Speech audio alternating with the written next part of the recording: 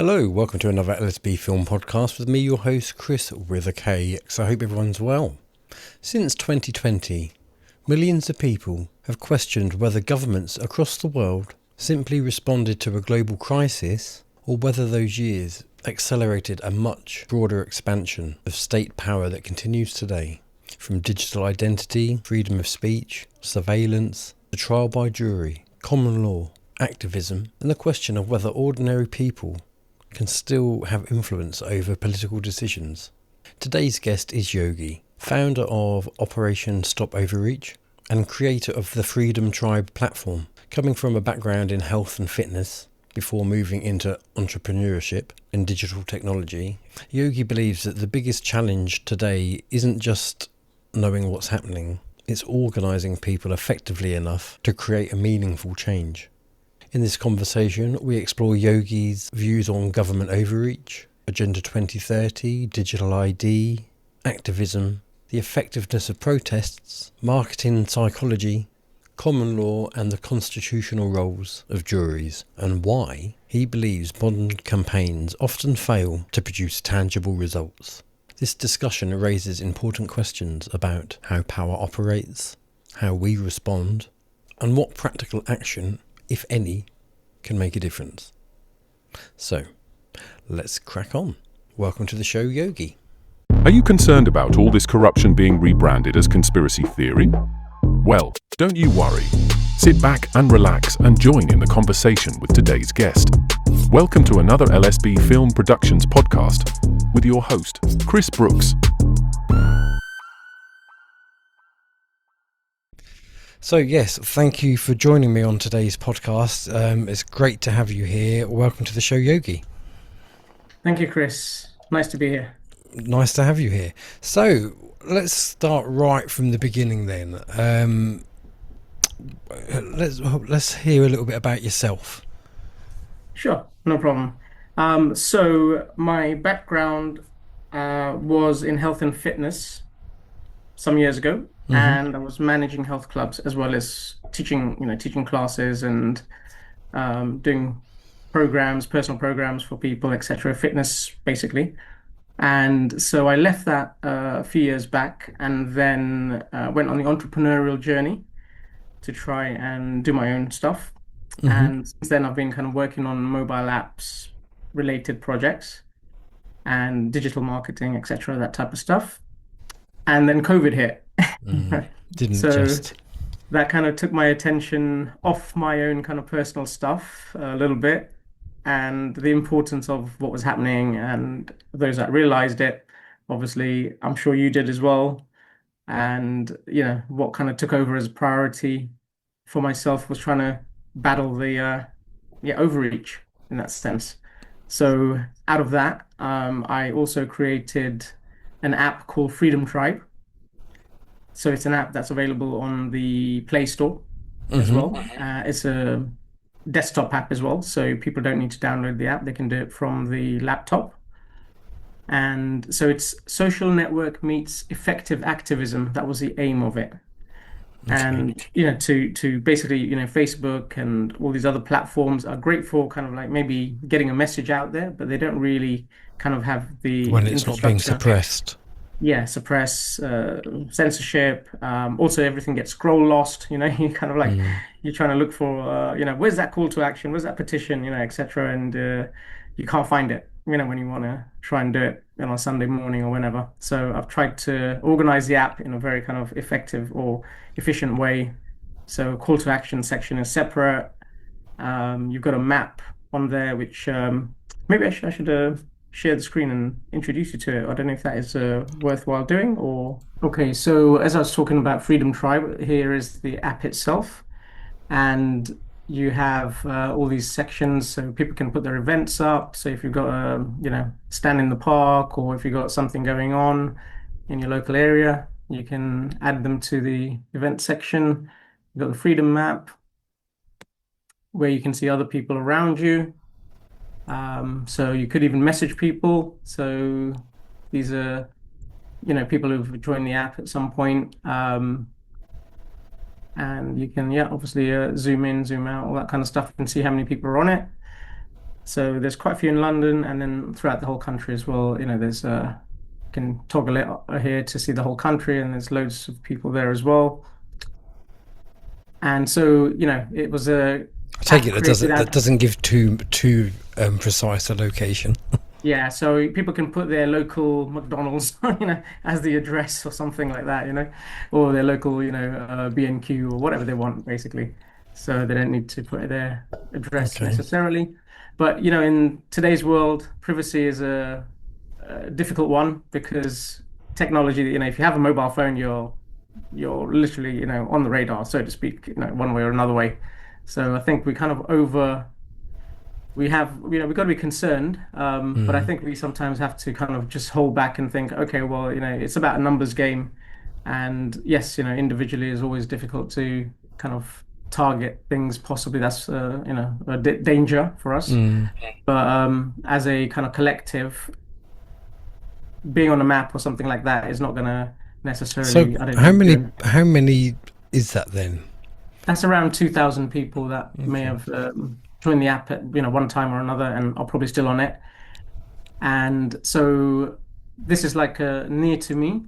This is a near to me. So you can see the people around you that are close to you. So if you wanted to message people near you, there's all this kind of rapid response stuff going on and people, wanting to get in touch with people. We're using their infrastructure all the time, right? Telegram and WhatsApp and whatever else, which is fine. They're not blocking us. So they don't see a problem with it in that sense. It's good for them, obviously, I guess. But on this app, you can actually see how many people are around you and within a 10-mile radius. So, you can contact those people that are near to you in that sense if you wanted to message them, chat with them, That's yeah, good. So etc. So that kind of obviously stuff. Yeah. that still operates within the main Yeah. internet. Yeah, that's right. And it's very difficult for us to get off it, in that sense. So we have to use their infrastructure, and they don't really, stop you from doing things unless, I guess, it's and or perhaps it's going to cause some issue of some sort, or maybe there are people with millions of followers on the mainstream, so they haven't stopped them doing anything, in that Yeah, sense, I that's guess. true. So, yeah. So then you got job listings and business listings. So if you have a business, you can put your information up there. So freedom businesses, if you want to, yeah, put it that way. Yeah. So That's all good. natural health, common law. So common law is obviously a big one for us. And you can filter it by different things: constitution, family court, private prosecution, trial by jury. So if I select that, all the articles or things that have been put on. So there's new articles going on there all the time. Um, and the news as well. So news which you're not gonna maybe get on the mainstream. So you may get it Okay. on YouTube, you may get it on, other things, but most people will probably just don't have the time to, look at all these things. So a lot of stuff that goes on Telegram, but more mainstream stuff. So things that are actually news, not conspiracy. Propaganda. Yeah, propaganda, all that kind of stuff. Yeah. Yeah. Either way. Yeah, that's it. And yeah, so those are the a call to action section. I should really show you that one. That is the main one, obviously. Let me try and move this out of the way. How can I move this out of the way? Yeah, there we are. Okay, so you've got the call to action. This is the kind of reason I kind of created it. So if you have everything in one place and you had to do a petition, I know people say petitions don't work, which is probably true to a point. But what it can do, what I'll talk about this later, is that what we're missing is creating leverage, which is what I call, anything that creates an effect. So if we don't have leverage, you can't create effect or change something. So petitions could do it. I know there was a 3 million petition for the digital ID, which did nothing, so to speak.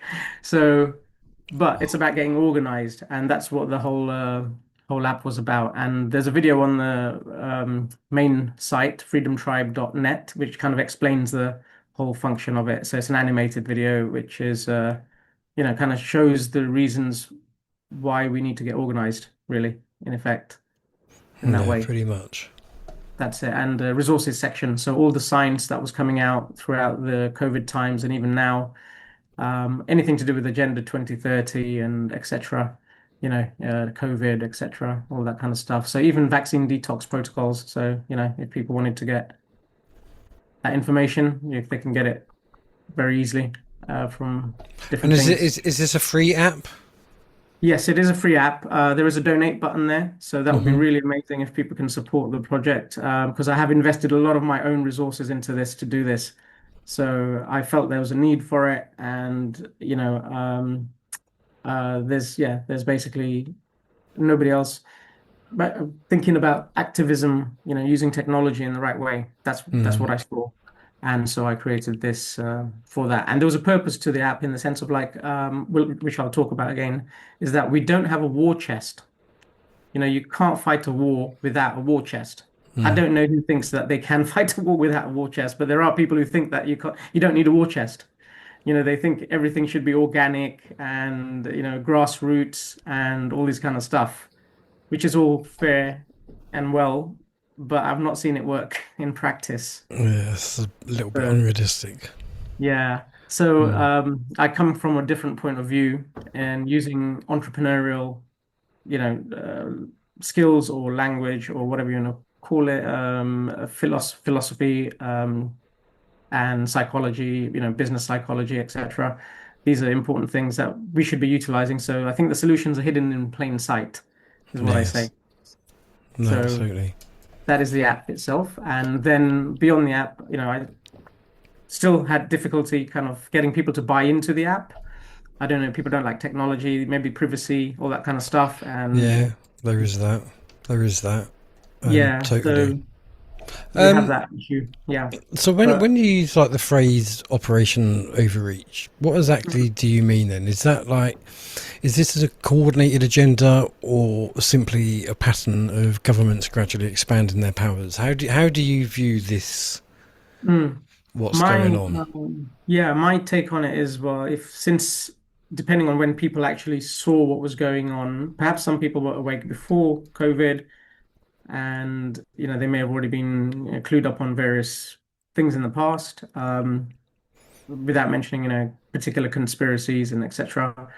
Um, so I was already, I guess, aware of a lot of stuff previous to COVID, but then when COVID did hit, and I'd already kind of learned about vaccines and things, from watching a lot of stuff on online, YouTube, etc.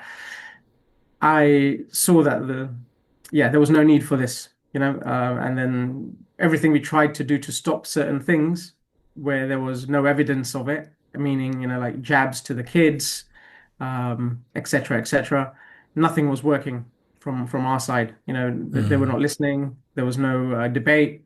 There was basically just a train coming our way, and that was a problem. So with the Operation Overreach, that is what I feel. There is overreach, and we know the 2030 agenda 2030, etc., is all about control.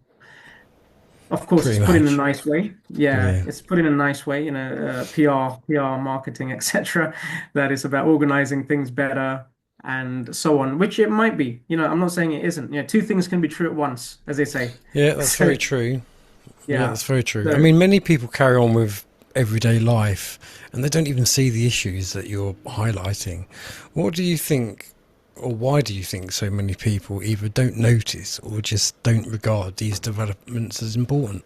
yeah, so definitely, I had to analyze this problem, like why is it that we're not getting the upper hand? Why are we not gaining ground? And when I talk to people, even my own family, it's hard to get through to them about so many things, right?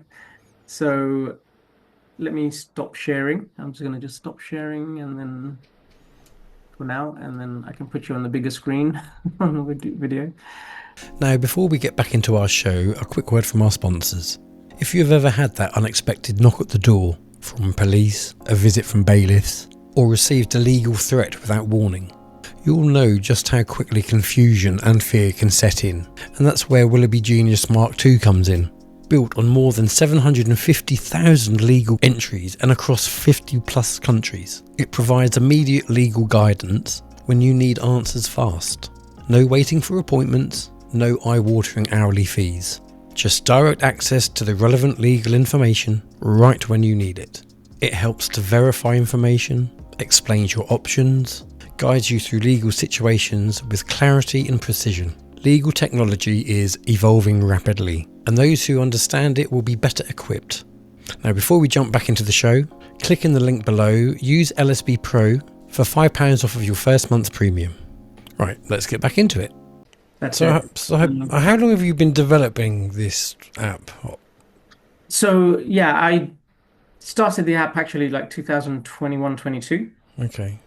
So it's been out for a while, and I tried to present it to various people in the movement and share ideas, etc. Unfortunately, I have to be honest and say that I've been disappointed by people not seeing the potential of it, perhaps. Um, okay, that's their thing. Their thing is to go and march on the streets and be ineffective. I don't want to say, that's possibly, what it is. Protests are good for morale, maybe, and to show support within a community. But as far as the effectiveness, yeah, exactly. That's the thing. So I don't have anything against protests, but they have to be strategic. That's what I say. I've seen people getting dragged off, by the police, etc., all that kind of stuff. It doesn't really help us in the long run. Even the current situation with them trying to get rid of juries, which is a big thing, really. And you've seen protesters being dragged off, from outside of the Palestine marches, etc., outside courts and so on, 80-year-olds, 70-year-olds, 60-year-olds, all this kind of stuff, right? So it's great for social media. It does maybe, get the word out, people can share it and so on. But then the after effect of it is that there is no change. That's unfortunately the issue. And so the Operation Overreach project, or Stop Operation Overreach project kind of started, with the app initially. And then it's developed into, more because I saw that people weren't responding. And as I was doing more and more things with like internet marketing and other internet type, projects with my own things going on. So I have another project called Room for Rent, which is another app that I've created, which, has been launched kind of softly at the moment. So basically I saw that, we're not using marketing language, marketing psychology to get the message out in the right way to people, to mobilize people to actually, want to do something. And they don't have the next steps. That's what it is. That's what I see. They don't have the actual next steps of what they should do, what they can do. You hear people such as the big sort of names. I've worked alongside, Piers Corbyn in 2020, as in like I was going to the protests and all that kind of stuff with these people and distributing flyers for them and all these kind of things. When he stood for election in the London mayor election in 2021, etc. But nothing came of it. That was a problem. So I saw that there's a need for something different to happen. And so I created the app out of that need. And then from that, it's developed. I mean, if there were 1 million people on the app, 2 million people on the app, you could do a petition tomorrow, every day, literally with 1 million people, and it's the leverage that it creates is the important thing. It's not the fact that the petition is going to work. We've got to kind of get over that fact that, the petition may not work immediately, but it's the leverage and the togetherness and unified action, which is important for leverage. So it's not unity that's important. It's unity of action is what I discovered. So like a strike, like if, the coal miners went on strike for something or other, it stops the machinery for a period of time. So it's that kind of thing. So whatever we do, it has to create leverage. And the Operation Overreach that I saw, basically, well, the overreach I saw was that we aren't creating leverage and they are just kind of running over us. So if I was to ask you the question, which I asked like in the Zooms that I did recently with Charles, so how much progress have we made? Out of a scale of 0 to 100, where are we in terms of winning or in terms of progress? Some people, when I asked in the audience, said 2%. Some people said 10%. Some people said 30%. So different people saw different things. 50%, some people said. Um, It's difficult for me to say because you've got people who believe in the white hats and Q and say that it's all been sorted and everything that we're seeing now is just a show because the people need to be woken up slowly or it'd be too much of a head fuck for them. Then you've got mm, other people who are claiming doomsday, so it's really difficult. I've always tried to remain optimistic. Um, I'd like to say, I don't know, maybe 40%. okay, yeah, that's probably a fair sort of figure. This is the issue I think I've seen as well. Like, people are relying on white hats and other things going on behind the scenes. What I've realized though is that people want to do rain dances to stop to stop overreach, let's say, or to stop the chemtrails and all these Mm, kind of things. They want to do, energy type work, etc. But where is the proof that it's working? That is where an entrepreneur has to kind of look at the proof of whatever action's been taken to see the results of it. mm. And that is where we are not seeing the results of any action because no laws have changed. No, nothing is kind of Do you actually think that it all been boils implemented. down to, because this is kind of where I think it all boils down to, that we as a society, a nation, over the last 20 years have been dumbed down. We've been told that masculinity is toxic. There's no strong people anymore that 40, 50 years ago, if this happened in this country, there would probably be carnage. There probably would be Mm, politicians dragged out of the streets, much like in Nepal where they were mm, being thrown off cliffs. I, yeah.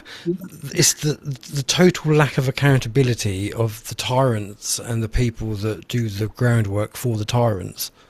Yeah. Yeah, the order followers are the problem. Ultimately, those people who are following just orders. And the fact that Think, there's no comeback for doing that. yeah, exactly. And the issue that I see is that is one is the order followers, but they are so brainwashed or whatever you want to call it, indoctrinated into the system Mm. that of course, everyone's paycheck might rely on it, the NHS, staff and doctors and whoever else might be the case. But this whole kind of psyop has been so finely tuned, is what I'm going to say. And in a way, where I started, if you saw my video of the 15 reasons why the freedom movement has been failing, I highlight 15 points, which is one of the points is basically that the other side, let's call it the government or call it the establishment or whatever you want to call it, they have done some good stuff. Let's not deny that. I'm going to say that Sorry, I everything is must have blinked. I must have missed that. But what I Have mean they? by that, I'll explain that in Yeah. what I mean. So, okay, so we're comparing, let's say, the developed world against the undeveloped world or less developed world, right? So we have The water. one that we're becoming. Right. Yeah, that's it. So we have water, we have electricity, we have comforts, cars, roads, etc. If you go to another country that may or may not exist to the same level as us or not, so the top 20 countries, maybe you have that. Other countries may not have that, you know. So the bit I'm trying to get to is that there is goodwill in the system. The system has goodwill, and politics has goodwill to a point that, you know, the government will look after things, or they will sort something out, or it's not for bad that they're doing it. They can't see that, there is other stuff going on under the radar, which isn't in the mainstream news, perhaps. Obviously, with the grooming gangs and all this kind of stuff coming out, maybe people are awake to it, but they don't know what they can do about it. And Or that they is the don't, or they don't still understand the full meaning behind what's going on, which is what I've Yeah, found. basically that's the problem that we have, that there is goodwill in the system. People see it there's an NHS, which is better than if I went to the other country to live in, etc. So there's a mindset that exists in society that we're gonna not I wouldn't say it's as good as it gets, let's say. So the system is very efficient in how it does things. What's bad is corruption Mm. and overreach. that is based on the greater good. This is what I see, that the greater good narrative of everything is where basically individual rights are being trampled, and so on. So this is where we, especially with the medical mandates and all that kind of stuff, which thankfully it kind of like, we didn't kind of get to that level. I guess, scared for my life as well. Like everybody else, Mm, like we're going to get jabbed. We're going to have to get jabbed mm. if you want to travel, all these kind of things. And a lot of people did go and get jabbed because they wanted to travel.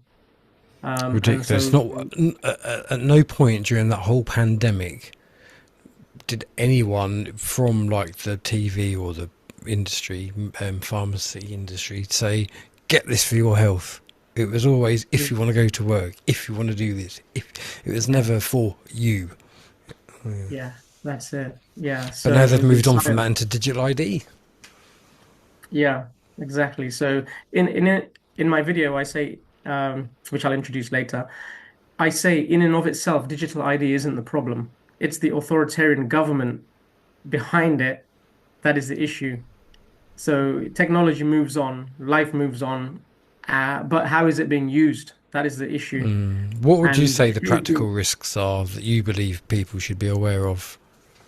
I think the practical risks are there if you have the wrong government in place. Let's call it that, and if you have the wrong people in charge, because they can utilize it for control on the level of like, you're a bad boy, we're gonna cut off your bank account, and make life difficult for you, But the etc. trouble is, all governments are bad. Yes. There isn't a good one. I would say there's an element of like, there's probably a spectrum. I don't know what is a good government and what is not. Well, because it's not However, really the government that calls the shots, is it? I mean, it depends. I don't know what yeah, rabbit holes you go down, but you've yeah, got the elites and the globalists and all the think tanks that push agendas and policy, but you have the government don't really have much. They're yeah. just a But focal they buy point, aren't into they? it. Yeah, they Yeah. buy into it. That's the problem. That they Mm. buy into the agenda because they think it's the greater good, whatever it is, that they have been sold in that sense. Maybe it's the case of like they know better than us. They know how to manage the resources of the planet, or whatever might be the case, rightly or wrongly, rightly or wrongly. But the issue is, if it affects you directly, and I guess I was a conservative with a small c, in the past, if you want to put it that way, probably vote for New Labour or whatever, that type of stuff, right? At one point in my past in that way, until I started to learn about the family courts, learn about justice, learn about the injustice. Because Um, you're quite up on your. Was it you that you're quite up on your Magna Carta? I have looked, again, learning about the Magna Carta and the English Constitution. So that was a sort of obviously new to me as well, a few years back. And common law, and how everything kind of developed over time, and how the justice system at the moment, and how the jury is so important, which is the most important thing that we have really. When we go into that, it's definitely the one thing that we really need to kind of work on and Totally. understand Because better. people forget that juries have the power to squash um, acts and legislation that they think is not right. They say, no, we don't agree with that. Yeah, That's how exactly. powerful that a jury is. That's right. So it does have, depending on who you listen to, that there's a bit of a debate, So if you listen to perhaps, people in the common law movement or constitution movement, English Constitution, Society, Graham Moore, etc., and other common law people that you may have heard of, even William Keat, whose website is commonlawconstitution.org. Informative website, useful to learn about these things and videos that he's done. And so people are educating people about the trial by jury, the power of it, with the annulment by jury of bad laws, bad legislation, etc. So it's like a safety cutout, really, in some ways, from overreach. But because the system has, at the present time, been slowly, you know, set up in a way where judges are making decisions. And then Tony Blair, apparently, I think the Supreme Court was set up only when Tony Blair came in. Little So, Fabian. yeah, yeah. And so the agenda slowly has been kind of creeping in, as we know. However, with the trial by jury, that is the kind of bastion of our kind of freedoms, really. And although some people might know about the power of the jury to vote with their conscience, so to speak, and their convictions, however, they may not know about the power to annul legislation. And I found this out very recently because there's a couple of organizations out there which people may have heard of called Defend Our Juries and the Jury Alliance. And they had an event going on outside courts to promote, you know, the juror to learn about their rights, basically. And I talked to the guy who'd set up one of the organizations, Jury Alliance, actually. And he seemed to be unknowing of the fact that the jury has a power to annul the legislation, yeah, as a constitutional Which is a power. scary thought, isn't it? Yeah. That he So didn't that know. was kind of, yeah. So he knew about the other bit, and they were promoting the other bit about like voting against the legislation. Sorry, if say there was a case and the jury believed that it was not appropriate to, you know, put that person in prison or find them guilty for whatever reason, they can go against the law effectively. So they knew about that bit and they were promoting that bit, but they were not understanding of the other bit, which is the most important bit probably, which is stopping tyranny or stopping overreach. You know, if there was a law passed tomorrow with everybody who's left-handed needs to, you know, That's go to me jail gone. or pay a fine or something. Me too. So yeah, exactly. So we'd be in trouble. So, you know, if it could be a law that's legal, but it We're doesn't the, mean it's we're law. the creative sort, us Yeah, lefties. hopefully that's true. There's some truth in that. So yeah, the power of the annulment of laws by juries is the most important thing, and that's where the Operation Stop Overreach campaign is really about, and what is it about. And sure, so again, using marketing principles and things like that, I saw that, you know, we were educating people, we were telling them about the law, we were telling them about lots of things, but we weren't selling it to them. So it's a hard one because activism is a hard sell. You know, justice is a hard sell because most people don't feel the oppression. Let's say that. This is where, you know, I start in the video, I go over this actually, which is that on a day-to-day basis, nobody feels oppressed. If you're walking out in the streets, you know, there's hardly any police around, usually, etc. Nobody's on your back, you know, etc. It's only when you encounter the system that you will feel something. You know, if you go to family court, if you forced adoptions is a big one that I learned about, you know, recently. And this is after COVID and everything, you know, it's this in the last 2 years, literally, you know, I've learned about this. And people don't know about it still, you know, that they can take babies away from birth.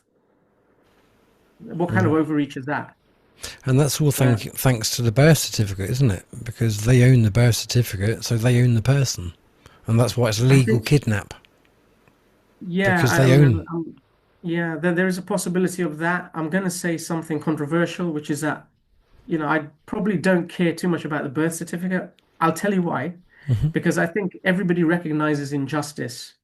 You know, whether you were in the jungle, you know, in you know, tribe or whatever it is, you don't need paperwork, you don't need you know, laws, you don't need anything to recognize injustice on some level, right? And Oh, so, no, you know, the birth absolutely. certificate thing is, it may be true, it may exist, maybe there is a, you know, there is a, you know, uppercase, lowercase, and all this kind of stuff, you know, stuff that identifies stuff. But when they come after you, they're not looking at the policeman's not thinking about the birth certificate, are they? They're not out there saying, right, The this guy's an policeman isn't, uppercase. but the Yeah, system neither is is. a social worker. Yeah, neither is a social worker, possibly. What they're looking at is, in reality, is that it's a profit-based system. You know, the care system, you know, they pay him They two all, thousand pounds a week or something like that. You know, the adoption is a big the business as well. police, social services, they all have their Yeah, quotas to hit. Yeah, exactly. So all Mm. these kind of things. So, the birth certificate thing may or may not come into it. Either way, injustice is injustice. And certain things are evil, they're evil. As simple as that. And yes, there may be a need for a care system. Maybe there is a situation which requires, the community to step in, which is represented by the state, so to speak. Um, Should be. Meant to be, exactly, yeah, meant to be. But then things get infiltrated by not so good people, Mm. either way, whether it's for profit or for other nefarious things, even worse, as we know. So, with the situation with the grooming gangs and so on. So, the people coming from care homes, the victims, a lot of them, and so on. So there really needs to kind of. I'm not really too worried about my parking ticket, I have to be honest. So Hmm. even if the birth certificate thing and all that kind of stuff comes, I just paid a parking ticket just now. Now, should I have paid it? Maybe, maybe not. I don't know. But for the sake of my time, which is valuable, I'm trying to create resources which are going to help towards hopefully ending tyranny overall. That's what my aim is, I guess. With the over Operation Stop Overreach. So I think we have to be wise in how we select our battles and where we Yeah. select our battles. And sometimes people have the time and the knowledge to do it, and sometimes they don't. So But it's a it's case of, also good to understand how the tyranny works, yeah, because you can't fight something if you don't understand how it functions. exactly. That is important. And so, as I said, most people don't understand that there is tyranny, first of all, because they think the government's doing good because they're helping people with the NHS, they're helping, people, um, with, let's say, benefits, pensions, etc., etc. So if you're getting a pension or a benefit, it's hard for you to see that they're actually on the other side of the road or on the other side of the equation. They're coming down with all these different agendas for control or whatever it might be, or your rights are being taken away, and so on. So Mm. people will sacrifice their rights or sacrifice their um, maybe security, perhaps to a point if they're getting other benefits kind of replacing that in some sense. So the mindset in the majority of people is that the government is good overall. And that is the challenge that we have. Now, my personal opinion is we shouldn't waste time waking up everybody. That is not what we should Yeah, be I doing. agree there. We should be You only acting need and like five mobilizing. percent of the, isn't it? You only need something like Yeah, 5% of the populace to create yeah, change. change. Yeah, exactly. So really, in my video, I go into this where I say there were 6 to 8 million people who didn't take the medical intervention. That's like 10% at least of people who didn't take it, adults we're talking about. Mm. And so if those people just mobilized in the right way, they don't have a next step. That's the problem. And because they don't have a next step of action, all we're doing is or being on social media and sharing things and exposing doesn't change anything. It might bring No. some awareness to people, but it doesn't change any laws. It doesn't change any, actual things that matter. So this is the realization I had about a lot of things when I learned a lot about marketing and digital marketing and all these kind of things. And so that's why I created the Freedom Tribe app to start with. And then I've moved on to this as part of the same project where it's a sales video that I've created. I've actually tried to create a video which identifies a problem in the right way for people to understand the overreach a lot better and then to have a call to action as well at the same time. Because without that call to action, there's nothing. Mm. So we have a global or national, let's say, we probably have to challenge this on two levels. One is locally, like with Charles's solution, say, for example, which, with Willoughby Genius, etc., that can kind of help you on the local level, meaning, fighting against fines or overreach on different areas in our day-to-day life. Hmm. But what we're missing is that global or national action at the same time, which can be working at the same time as us individually doing things, with the tools that have been created by other people. So this is where I was trying to create something which is easy, action-wise. People can do it and go to sleep, literally. That's what I've tried to create. It's something that can work in the background, but it's so important. It's like, when you have a campaign and you wear a badge. Now that badge, if it was replicated, if one person wears it, it's not going to have any impact. If, 10 people wear it, maybe it might increase the impact a little bit. But it's really effective when you have millions of people doing it, because then suddenly that's where the shift happens, where people say like, "Hey, who's that? What's that badge about?" Oh, he's got another badge. Oh, he's got a T-shirt. So Magna Carta. I've got my T-shirt there.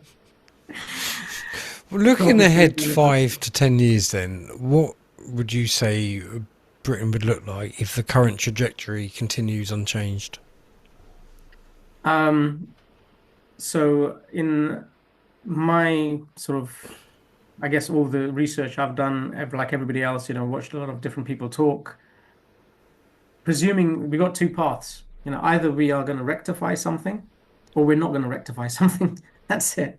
There's no middle ground, I don't think, right now, where there is a soft tyranny or something like that. I don't know. I mean, would you live in China yourself, or in Russia, or any other country that's described as a tyranny or authoritarian? I would probably lay money that I haven't got on the fact that the UK is probably far more tyrannical than Russia, Japan, China. I think, and let's face it, most of us only go by the perception we're told by the very media that lies to us all the time anyway. So, I've often said to my wife, I would be more than happy to get up and leave this country, because why would you want to live in a country that rapes you financially daily? Yeah, I get that 100%. And, the thing I see now is that obviously they've given too many freedoms to people in the West. That's the way that the people probably at the top are looking at it, and they want to rein it back. Rein it back to the good old times where they were in charge. They want to bring us in line with China. Yes. Which is why Greta Thunberg and all those people never go on and bash China, because their citizens are already in line, and that they're the model. That's what they're trying to bring in for us. So the reason why I guess we are in a difficult situation is because we are at that crux where either we go one way with freedoms, or we go towards the model of China, for example, where the government will have digital ID in place, etc. So let's say mass rebellion cannot happen. That is what I'll say. So it's not about individual rights. I don't think they care about that personally, in the sense of like you can be a sovereign right now, and I say this to people, right? People want to be a sovereign. You can set up a tent somewhere and live in the forest. They're not going to come after you unless you're Zach.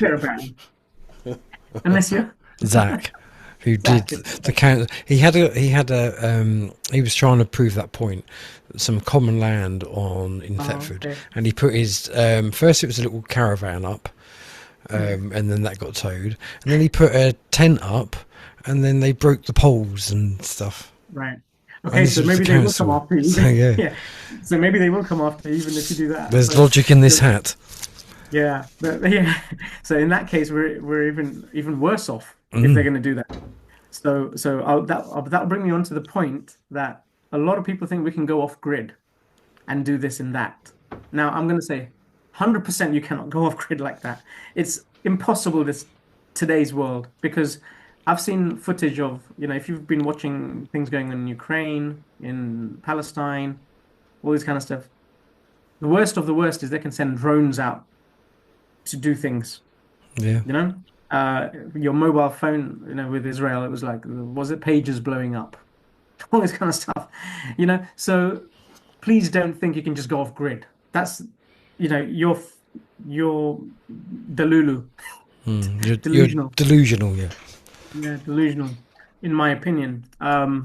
right now, so I like to see proof, whatever it is. It's like business, right? You need to see proof. So you're in doing your channel with YouTube, how many people are watching your programs, you Not know how many enough. people are reacting, kind of like that. Mm. So it's about figures and numbers at the end of the day. And if you can't measure it, you can't change it and improve it. That's important. So, we may be taking actions, but we're not measuring anything right now. And I know there's this kind of thing about privacy, which is probably a big thing that's holding us back, because that's maybe one reason why people haven't joined my platform, etc. Could Why be. that's why David Icke or other people haven't promoted it, whatever might be the reason. So basically, it's not been kind of taken up in a way, because what would you do if you were running a business and wanting it to be successful? You'd get a team of people together that have the skill sets to make things happen and have a vested interest in something or other. Mm. Accountability is the other thing that's missing. Who's responsible for ending tyranny? I don't know if I'm responsible. Are you responsible? Is David Icke responsible? I Is think we all have well, to be without responsible for ourselves, but beyond that, yeah, yeah. yeah. So we can be responsible for ourselves, maybe, but that's not going to end the tyranny. That's the difficult bit, because Mm. until somebody takes responsibility, like Rupert Law, maybe he's the kind of current figurehead, leadership, whatever we want to call it, that is battling the establishment on some level. Now, does he need our backing? But then I've heard different things, that maybe controlled opposition, this, that, the other. Well, see, this And is the so it's hard. thing. Who do you trust? So, and Yeah. I listen to some of the arguments of the people in the truth movement and just on Facebook, and some of the wild theories, even for me, I'm like, it's like the government are this thing and they're not a good thing. But I could imagine if we were left to our own devices, Mm. there wouldn't be. I don't know what would be worse. It's the lesser of the two evils for people at the moment, Yeah, unfortunately, because we haven't given them an alternative, really. As in like, nobody's stepped up to the plate to say, okay, we're going to do X, Y, Z and have a better system, etc. So we're battling on all these different fronts of psychology, that the lesser of the two evils, people will prefer this current system, even with its faults and warts and all, than to have chaos, because it's safe, because unorganized. you know it. And Yeah. that's how our subconscious works. That's why we Yeah. self sabotage all the time, because our Yeah. brain And just does safety. what it knows. Yeah. And safety is our highest, probably self-preservation is our probably highest, thing really in that Mm. sense. So people will take action to self-preserve, whatever it is. So even if there's an injustice going on or something like that, very few people will step into it and actually, try and do something about it, because self-preservation will be like, okay, so you have different options, of course. You might be like, okay, let's video it, then we'll have to challenge it afterwards, take it to the Mm. complaints, police complaints, this, that, the other. But we are up against a gang that is bigger than ours in And an it's a organized, feral gang. mm, I mean, the in police, an for organized way. example, there is a law. I'm sure there's a law where if you see an unlawful arrest being taken place, you, as a citizen, have the right Yeah. to stop that arrest. Yeah. You know, Yes, you do have these kind of laws that exist. I don't know if you were following Dale Vincent's case yes, I've had him on the show a recently. couple of times. Have you? Okay, Hmm. great, great. So I know Dale, and I went to one of his trials that was taking place. So I went to Wales and hung out with him a bit. Well, thank you for So, doing that. no worries. So again, the thing is, the judgment went towards him in the sense of like he didn't do anything, unlawful, let's say. Um, but we haven't had the judgment the other way round, that the policeman was doing something wrong, Mm, if that makes sense. yeah. So So, that's where we so are. they let him off, but they don't give any Mm, ramifications for who shouldn't be let off. yeah, yeah. So this is the problem, and I don't know how we get around it all on an individual level. Let's say on an individual level is very difficult, because you have to Mm. convince. there's something called triage. Maybe you've heard of it before. Like I used to teach first aid actually, once sort of in a few years back. And in triage, probably all kind of medical staff know this, obviously. Whoever's the worst in an accident, let's say, you've got a major kind of accident happen or something like that, or disaster happen, you're gonna help the people who are the worst off first. And that is usually the people who aren't breathing. It's not the people that are making the most noise. No, because they're So if still they're making alive. noise, yeah, they're still alive. Exactly. So the concept of triage is you're going to deal with whatever's most important. And that's where we are, unfortunately, because we get thrown so many things our way about different injustices happening, maybe some directly, some sort of we observe it, like the Palestine thing, whether you rightly or wrongly believe in this or that, injustice is injustice. That's the way we should be picturing it, really. Kids being murdered, blown up, all that kind of stuff, whether it's on this soil or another soil. Martin Luther King's saying, injustice anywhere is a threat to justice everywhere.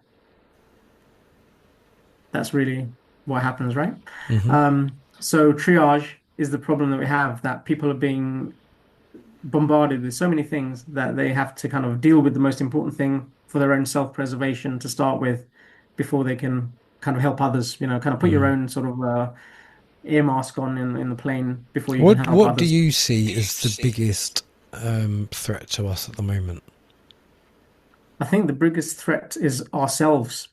That I'm going to say something controversial, which might upset some This is people your out there. second controversial comment, sir. Yeah, okay. Go on then. So I say this in the videos, but I've softened some of the videos up a little bit because I know it doesn't motivate people possibly.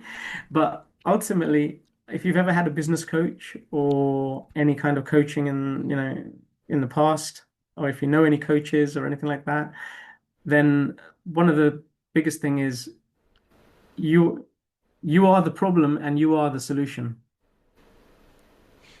And the meaning of that is that if you aren't at the right place to solve the problem, you need to get to the right place to solve the problem with your education, your information, your knowledge, your actions, everything basically has to align in order to solve that problem. So whatever you're trying to create or whatever you're trying to do out there, restore justice, send a spaceship up to the moon, whether the moon exists or not, doesn't matter. We can go down the rabbit holes, of course, all the rabbit holes. But let's say whatever task it is that you want to build a bridge, you got to become an architect. You got to become a bit of an engineer, a civil engineer, whatever might be the case. So you need to upskill yourself to solve that problem, and that is where we are. Our biggest concern, my biggest concern, at least anyway, is that we are not stepping up to the plate on that level by utilizing all the skills, information, knowledge that's already been built up over hundreds of years and is used all the time on the news, on the propaganda, on the marketing for anything. You're buying a phone or anything like that. Everything is used psychologically to get you to Everything's take an action. weaponized. Let's just say Yeah, everything's weaponized. weaponized. Yeah, Weaponized. weaponize it. Yeah. Guess so. Yeah, that's a good way. So we are the problem and we are the solution because we are lacking the organization, the skills on that level, or we're not just somehow getting together in a way that's going to work. And taking accountability, so we can educate people all day long about various things, whether it's trial by jury and Magna Carta and all this stuff, but we have to have a follow-up step with that to be able to get people to take an action that's going to have impact.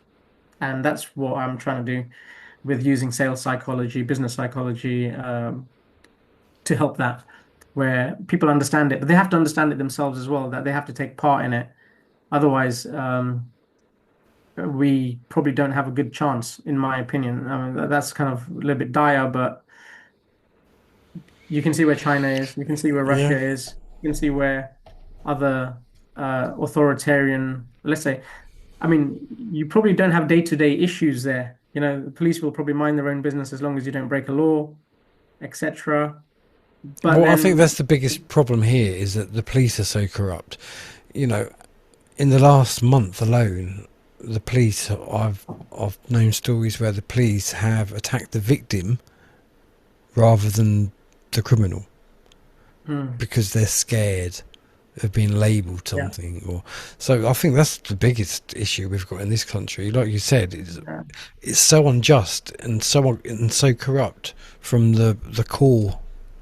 That's what needs to change, because if you haven't got the justice, you haven't got anything. The justice system is the core of tyranny, ultimately, because if you cannot take something to court in a civilized society to rectify an injustice, then you have nothing really, Exactly. because what are you going to do? And setting up your own common law courts and all these kind of things, I don't believe it's viable right now. It's not recognised enough. It's not recognized, but you have no enforcement. That is a problem. So whatever jury or decisions made, there is no enforcement of that decision because the police won't recognize it, of course, because it's not their courts, let's say. And we haven't reached that critical mass where the police's consciousness changes to a level where they actually see that they're part of that oppression in that way. Right now, they probably think, I'm not saying they think they're doing a good job or bad job or anything like that, but I think they probably think like they're keeping the peace, from less in the sense of like the country going to pots, like civil war or something like that, even with their injustices that they're doing. It's like you know how we spoke of delusion earlier. I think that they would have to be rather delusional if that's what they think. Yeah. I mean, I'm sure they do think that because they're so indoctrinated. But no, exactly. Yeah, absolutely. It's that triage. I keep saying, the triage thing is a big thing because to them it's like they're a cog in the wheel. Sorry, they're a cog in the kind of mechanism, right? And where they're dealing with whatever's being dealt with in their front line and what they're having to deal with, whatever is happening, whether it's an injustice or justice, putting that aside, they have to deal with that for their own protection and for the public's protection, let's say, to start with. And then beyond that, there might be other things that they might be thinking, whether, it's their pension that they're looking after or whatever might be the case. There's always that carrot, isn't there? There's always the carrot to stop you from doing the right thing. Listen, thank you very much. I've really enjoyed our chat today. I shall put your links to your website in the video description. I shall put any other links that need to go in there so people can go and check you out. Thank you for doing what you do. Thank you for all the time and effort you've applied in making this app. I should definitely check it out myself. And thank you. Welcome. That's great. Is there anything that you'd like to say on the closing? Any last messages? Yeah, so I think I would say we need to step up really in terms of taking action in an organized way. And sometimes the actions that I've created are there because I see that we're unorganized. So it makes it a lot easier. So if it's a case of doing something, then the plan that I've tried to create with the Operation Stop Overreach is a simple action. It costs a little bit. It's not a big investment, but we've got to think, okay, it costs us money to go to a march or a protest or anything like that. It could be whatever, £30, £50 for a train ticket, etc. And what results has it got us? And if it's not doing it, then we've got to do things differently. And that's a big message that I'm trying to get out there, that we have to organize or have some level applying the same logic. Was it applying the same logic to a problem that created it in the first place is the definition of insanity. Definition of insanity, that's the one. So basically the definition of insanity is doing the same thing over and over again expecting a different result, as the quote goes. So we've got to kind of look at so there you are, people. Wake up, rise up, and take action. Take action. But well, excellent. Thank you very much. I've really enjoyed our chat, and I shall let you know when it goes out. Brilliant. Brilliant. Thank you. And thank you to everybody who's watching it. I hope you've enjoyed it. I hope you've learned something from it. Please do go and check out Yogi and all the work that he's been doing. And until next time, look after yourselves. I shall see you on the next video. Bye for now.